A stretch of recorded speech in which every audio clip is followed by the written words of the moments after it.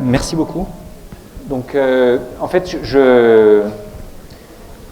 on a un peu hacké le programme de la conférence et je pense que ça mérite d'être souligné parce que je pense que Marielle a l'expérience de différents continents et je pense que c'est extrêmement important de s'inspirer de ce qui marche le mieux à différents endroits pour penser demain. Donc nous, on essaye de penser le concept de planète apprenante et une planète apprenante, une planète dans laquelle on essaye d'apprendre les uns des autres, où qu'on soit. Et donc, de même qu'on peut apprendre à deux, on peut apprendre dans un petit collectif, on peut apprendre dans des collectifs de taille croissante. Et aujourd'hui, on a la chance d'être tous connectés par le digital à l'échelle planétaire et on a la chance de pouvoir voyager et ce lieu aujourd'hui, et je remercie les organisateurs non seulement de m'avoir invité, mais de nous avoir tous invités à venir ensemble apprendre les uns des autres. Et je pense que ça, c'est absolument crucial. Donc merci à tous ceux qui ont permis cet événement. Je pense que c'est absolument essentiel. Et cette capacité à apprendre les uns des autres, nous, on l'a prototypée à une toute petite échelle. On a commencé avec une poignée d'étudiants dans un programme qui n'existait pas. Donc il n'y avait pas de diplôme, il y avait juste quelques étudiants pour quelques heures pour essayer de réfléchir à si on amenait des étudiants différents, de disciplines différentes, qu'est-ce qu'ils seraient capables de faire ensemble sur quelques jours. Et donc on avait juste commencé comme ça, et de fil en aiguille, les étudiants en ont demandé toujours plus, et on a fini par créer un premier master, puis un doctorat, puis une licence, puis un centre de recherche, puis aujourd'hui on a 7000 m². On a doublé de taille tous les 18 mois. Je suis devenu fellow Ashoka, entrepreneur social. Jusque-là, j'étais chercheur. J'ai eu la chance d'avoir un des premiers financements que Jean-Pierre décrivait au niveau des jeunes chercheurs européens en 2006. Et on a eu la chance en co-designant tout ce qu'on a fait avec les étudiants, en partant autour d'une table, et donc c'est plus une question d'état d'esprit qu'une question de ressources, même si en fait les ressources peuvent arriver. Et ce qui est intéressant, c'est que ce genre de choses, ça marche dans énormément de contextes. Donc pour vous donner un exemple, la Fondation Lego a cherché l'école qui préparait le mieux au XXIe siècle. Et ils ont fait le tour du monde, et ils ont décidé que celle qui méritait d'être mise en avant n'était pas en Finlande, elle n'était pas à Singapour, elle n'était pas à Paris ou à Dakar, elle était en Haïti. D'accord ? Et ce n'est pas l'endroit qu'on aurait nécessairement attendu.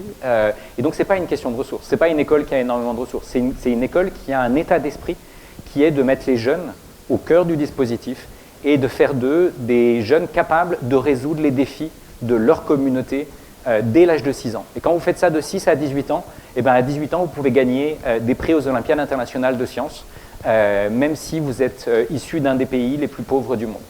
Donc ça, je trouve que c'est absolument remarquable. Et il se trouve que ce qui est fait par cet entrepreneur social, cet Ashoka Fellow en Haïti, en fait, nous, on fait à peu près la même chose avec des étudiants d'Harvard, de Sciences Po à Paris.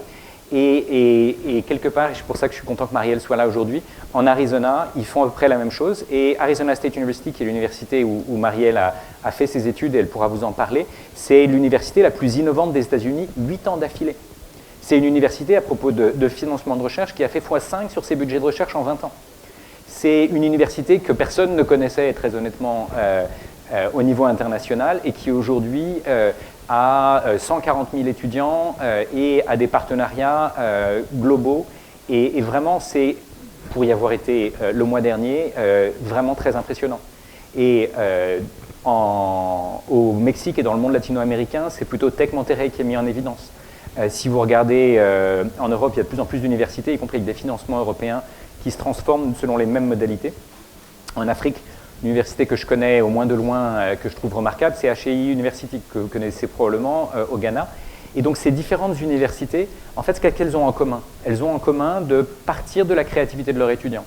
Parce que tout à l'heure, il a été dit que les universités n'ont plus le monopole de la recherche, c'est vrai, puisqu'il y a énormément d'acteurs privés et publics qui peuvent aussi faire de la recherche. Mais les universités, elles ont la créativité de la jeunesse. Encore faut-il savoir nourrir cette créativité. Encore faut-il savoir l'accompagner. Encore faut-il leur offrir un cadre de liberté et des ressources qui leur permettent d'apprendre et de faire des choses très créatives simultanément. Et ça, honnêtement, c'est possible. Mais ça suppose de changer d'état d'esprit. Ce qui est assez étonnant, c'est que je pense que les universités peuvent jouer un rôle clé pour le monde de demain. Je pense qu'elles peuvent devenir le laboratoire du monde de demain même, mais pour ça, il faut qu'elles fassent leur propre R&D. C'est-à-dire qu'en fait, les universités font de la recherche sur beaucoup de sujets, mais très rarement sur elles-mêmes. Et pourtant, si on croit à la recherche, on se doit faire de la recherche pour progresser. Ça paraît évident, mais pour des raisons qu'on pourrait essayer de mieux comprendre historiques, les universités ont été pensées par un certain nombre d'hommes blancs pour essentiellement eux-mêmes, et elles ne se sont pas forcément mis au service de la société ou au service de leurs étudiants. Et donc ce besoin de réinvention de l'université me paraît essentiel, et encore une fois, c'est toujours plus nécessaire, parce qu'on est dans un monde où il y a tellement de crises, tellement de nouveaux défis, que clairement les approches monodisciplinaires et relativement étroites ne suffisent plus. Donc pour arriver à relever ces défis, on a besoin d'intelligence collective, on a besoin de mobiliser différentes disciplines. Pour revenir sur Arizona State University, ils ont créé 40 centres de recherche en 20 ans. Mais c'est tous des centres de recherche interdisciplinaires ciblés sur un des grands défis de notre temps. C'est une université qui est basée sur des valeurs, et plus que les moyens dont elle dispose aujourd'hui. Et je pense que c'est important que Marielle vous explique les valeurs qu'elle a. Ces valeurs, c'est faire réussir tous ses étudiants. Ils ont diminué d'un facteur 3 l'échec des étudiants sur 20 ans. C'est de faire de la recherche qui sert la communauté, locale et globale. Et pour le coup, mobiliser les disciplines pour contribuer à avoir un impact positif. Et c'est pour ça qu'ils ont toujours plus de ressources. C'est parce que les gens veulent leur donner de l'argent pour que eux, qui ont cette expertise, puissent résoudre des problèmes complexes que ni les gouvernements, ni les entreprises, ni les grandes fondations ne savent résoudre seuls. Parce que l'université, elle a toutes ces disciplines d'un côté, et elle a en plus la créativité de ces jeunes. Et donc si on sait combiner ça, alors on peut faire quelque chose de remarquable. Voilà, donc une conférence inversée pour répondre à la question que vous posez peut-être en lisant le programme. L'idée, c'est de vous donner la parole très rapidement et pas faire un très long monologue. Donc je vais m'arrêter là. Je vais donner la parole à Marielle qui va éventuellement vous donner son point de vue d'une jeune chercheuse qui a vécu sur plein d'endroits, dans plein d'environnements différents et qui peut témoigner de ce qui lui a paru le plus pertinent à différents endroits. Ça marche? Ok, parfait. Merci François. Alors, comme François expliquait, j'ai fait mes études à Arizona State University, c'est là où j'ai fait mon doctorat. Et la raison pour laquelle j'ai choisi Arizona State, c'est parce qu'ils se spécialisent en sciences interdisciplinaires. Et moi, c'est ça que je voulais étudier. Je voulais étudier la biologie, mais je ne voulais pas que ça soit tout juste la biologie. Je m'intéresse aussi aux communautés artisanales. Et c'est pour ça que j'ai choisi ce programme. En fait, le titre de mon diplôme, officiellement, c'est Biologie et Société. Alors, j'ai eu l'opportunité de faire mes recherches en Amérique latine, spécifiquement à l'Équateur et au Brésil. Et tout au long de ça, j'ai eu l'opportunité de travailler avec les étudiants de les universités là-bas, avec les profs aussi. Et en général, ce que j'ai remarqué, c'est que là où nous sommes maintenant, je pense que les sciences traditionnelles ne suffisent plus maintenant pour adresser les enjeux du futur. Les problèmes planétaires que nous avons ne peuvent plus se résoudre tout juste en pensant uniquement de la perspective d'une discipline. Il s'agit de collaborer maintenant. Et c'est surtout ça qui marche à l'étranger, c'est ça que j'ai remarqué. C'est surtout ça qui m'attire vers les projets que je prends en charge maintenant. Donc, François parle de l'Université d'Arizona, qui effectivement, ça fait 8 ans que nous sommes l'université la plus innovante des États-Unis, même au-delà de Harvard et de Stanford. Et l'une des raisons pour laquelle je pense aussi que nous arrivons à avancer, c'est parce qu'on n'a plus le concept de département chez nous. On a des unités qui s'appellent maintenant les schools ou bien les colleges, mais on n'a plus de département officiel. Donc nous sommes un peu forcés à penser de forme interdisciplinaire. C'est assez récent, donc on est toujours en train de développer ce processus, mais c'est en général l'idée. Et il y a quelque chose d'autre que j'aimerais souligner, c'est que Arizona State aussi a l'unité on appelle le College of Mary Lou Fulton of Education, qui se charge rien que d'enseigner les étudiants qui veulent après pratiquer l'éducation, qui veulent être enseignants ou bien des maîtres d'école. Et c'est la plus grande unité de ce genre aux États-Unis. Et je dirais même qu'au sein de l'Université d'Arizona, c'est l'unité la plus innovante. Et en ce moment, ils sont en train d'avancer un concept qui s'appelle le team teaching. Donc, c'est l'idée que dans une salle d'études, ce n'est plus tout juste un professeur qui doit être en charge, que ça doit être une équipe de professeurs qui devrait guider les étudiants et qui devrait suivre les étudiants. Donc, par exemple, pendant la pandémie, nous avons vu que les professeurs ont été très stressés, ils avaient beaucoup de problèmes parce qu'ils étaient en charge de ménager plein de choses. Donc, Dean Carol Bazile, qui est en charge de cette université, de cette unité à Arizona State, elle a commencé à avancer sur cette idée qui s'appelle le team teaching. Donc, c'est par exemple, tu imagines, elle s'est basée du concept de l'hôpital. Si tu vas à l'hôpital, tu as un docteur qui te suit, il a l'infirmière. Ça dépend de la maladie que tu peux avoir. Tu vas voir un spécialiste, tu vas voir le radiologue ou le psychologue. Alors, ce n'est pas tout juste une personne qui s'occupe de toi. Donc, c'est le même concept parce que les étudiants, c'est aussi des êtres humains qui ont plusieurs besoins. Ce n'est pas tout juste une personne qui peut les aider. Donc, c'est le concept que nous sommes en train de développer en ce moment. Donc, au fait, ce n'est pas tout juste une salle d'études, ce n'est pas tout juste un programme que tu suis, c'est plutôt des communautés d'apprendre que nous sommes en train de construire maintenant. Donc, c'est une équipe interdisciplinaire qui arrive aussi à casser ces barrières que nous avons construites dans l'université traditionnelle que nous avons suivies jusque-là. Donc, en fait, maintenant, nous avons des éducateurs. Ce n'est pas tout juste des enseignants qui ont des doctorats, mais il y a des éducateurs qui viennent de la communauté, qui ont des spécialités que les étudiants peuvent comprendre. Et là, ils comprennent la relation entre ce qu'ils apprennent dans le milieu académique et leur vie de la maison.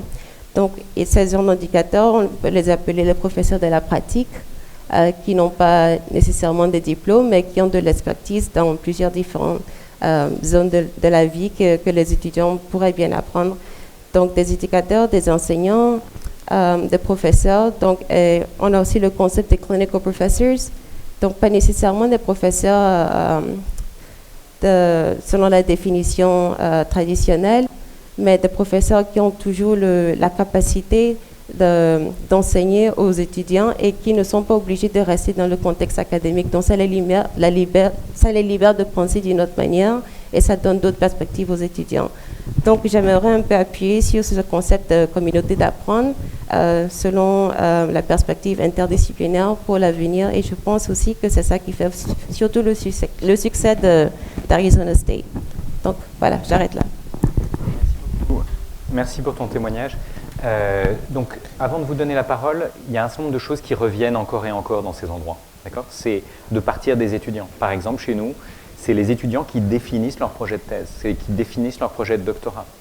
Et ensuite, ils cherchent des laboratoires qui ont des capacités pour les encadrer, éventuellement plusieurs pour encadrer sur différentes dimensions, pour faire des doctorats interdisciplinaires. Ça, on a commencé à le faire à l'échelle parisienne, et puis progressivement, on a internationalisé le concept. Là, on est en train de discuter avec Arizona State University pour éventuellement déployer ça de manière digitale. On est en train de discuter ça avec l'IRD pour voir comment est-ce qu'à travers tout le réseau de l'IRD, on peut avoir toujours plus de doctorants qui peuvent faire des thèses de ce type. Donc ce genre de choses, je pense que c'est extrêmement important parce que les jeunes chercheurs, c'est eux qui inventeront l'université de demain. À quoi ressemblera l'université des enfants des étudiants qui sont aujourd'hui à l'université?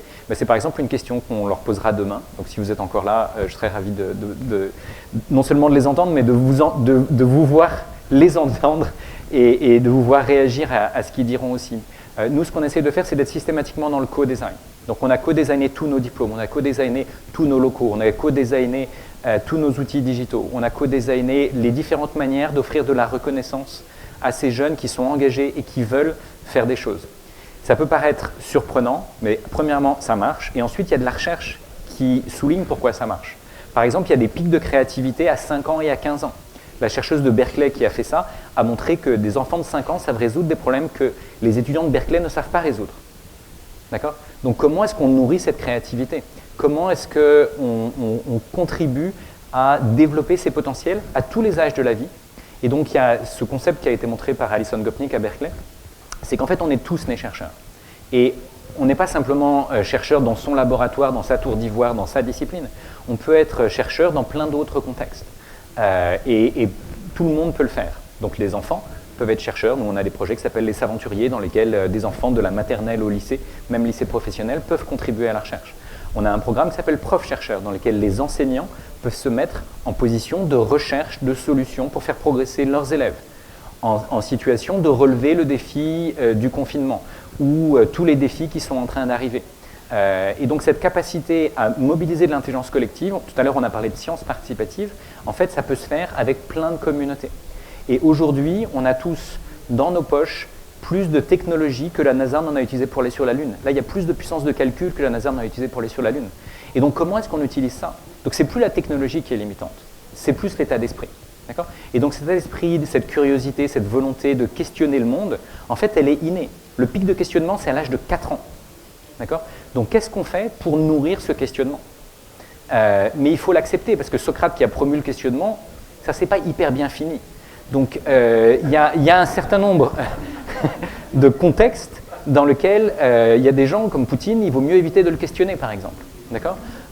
Donc c'est pas si évident le questionnement, mais si on ne questionne pas le monde dans lequel on est, on sait que ce monde va dans le mur. D'accord ? Donc on est obligé de questionner le monde dans lequel on est. On n'a plus le choix aujourd'hui. D'accord ? Et les machines savent faire des choses qu'aucun d'entre nous ne sait faire. Les machines calculent et mémorisent beaucoup mieux que moi. Moi, je suis l'élève de Jean-Pierre Bourguignon à l'école polytechnique. Honnêtement, aujourd'hui, n'importe quelle machine calcule et mémorise mieux que n'importe quel mathématicien. Mais les mathématiciens savent faire des choses que les machines ne savent pas faire. Et c'est ça qu'il faut arriver à souligner. Donc, comment est-ce qu'on développe nos capacités de créativité, de coopération, d'empathie, toutes ces compétences du XXIe siècle, comment est-ce qu'on les promeut au maximum ? Et alors, vous allez pouvoir me dire, oui, mais normalement, il faudrait apprendre tellement de savoir disciplinaire avant d'avoir le droit de poser une question. Ça, c'est la vision assez traditionnelle. Mais cette vision traditionnelle, elle devient toujours moins faisable. Pourquoi ? Parce qu'il y a 100 fois plus de publications tous les 100 ans. Et ça, depuis 300 ans. Ça veut dire 1 million de fois plus. Essayez de lire 1 million de fois plus que Diderot. Vous n'allez jamais y arriver. D'accord ? Par contre, une intelligence artificielle peut lire toute l'encyclopédie. Et on peut utiliser les technologies pour, par exemple, savoir ce que l'on sait, savoir ce que l'on ne sait pas, et savoir avec qui on devrait discuter pour apprendre ce qu'on ne sait pas et dont on va avoir besoin pour relever le défi dont on a besoin. Donc il y a de plus en plus d'apprentissage just in time au moment où on en a besoin. Et ça, je pense que c'est absolument essentiel. Et donc il faut avoir appris à apprendre et appris à trouver les ressources dont on a besoin, y compris les ressources humaines, au moment où on en a besoin. C'est ça qui devient limitant pour relever des défis complexes.